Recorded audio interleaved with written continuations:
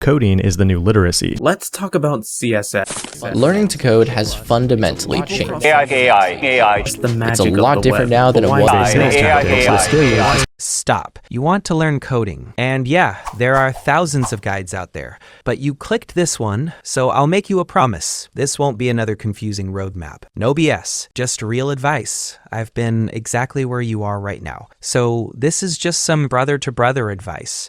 First, pick one path, and don't look back. Programming isn't one thing. There are many paths, but right now you only need one. Pick something as your main focus, and stick with it until you can look back and say, yeah, I'm better than before. When you reach that point, congrats! You're already ahead of most people still stuck deciding what to learn. To make choosing easier, I'll link a roadmap repo below. It shows different programming paths and directions. My friend recommended it, my community liked it, and honestly, it's a great way to track progress. So remember this: don't research forever, decide first, learn second. Now that we know what we want to learn, the next question is, where do we learn it? When I started, I kept jumping from one platform to another, and honestly, it created chaos. So let me simplify this for you. First, YouTube. Programming is one of the few skills you can learn completely for free. You don't have to pay to start. If you like learning through videos, I recommend checking out BroCode. I learned C from there, and it's one of the best beginner-friendly channels. And here's an important rule: don't switch YouTubers constantly. Pick one and finish what they teach. Now, if you prefer structured learning with certificates, there are free bootcamp-style platforms. Bootcamps basically guide you step by step while you learn. The first one is FreeCodeCamp.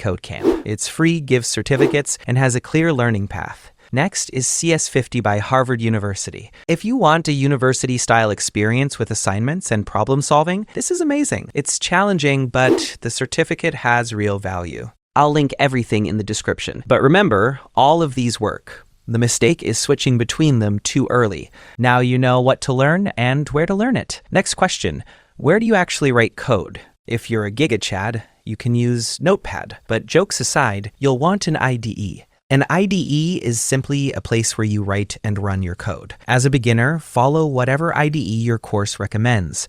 Consistency matters more than tools, but if you want a general recommendation, use VS Code. I use it for almost everything. Even parts of this video were made using it. It supports many languages, has powerful extensions, and you can customize it however you like. There are also many AI-powered IDEs today. VS Code has AI features too, and you can turn them on or off. But here's my advice: don't rely on AI while learning the basics.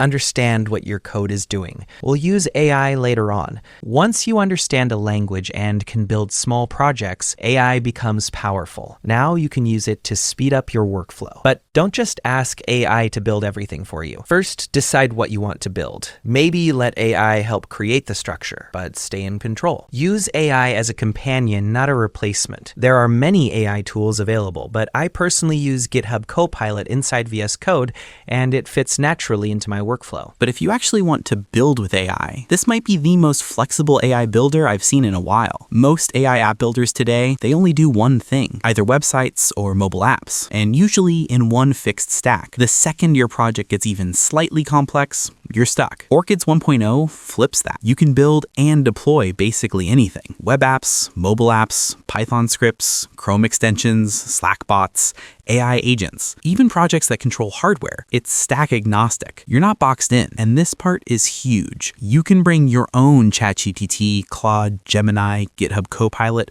or any API key. That means you're using models at cost. No inflated platform pricing. And if you're building seriously, cost matters. People are building everything from AI meeting bots that log to Slack, to Bloomberg-style dashboards, to mobile building scanners, even full game clones. It's kind of wild. If you want to try Orchids, check the link below and use code MARCH15 for 15% off.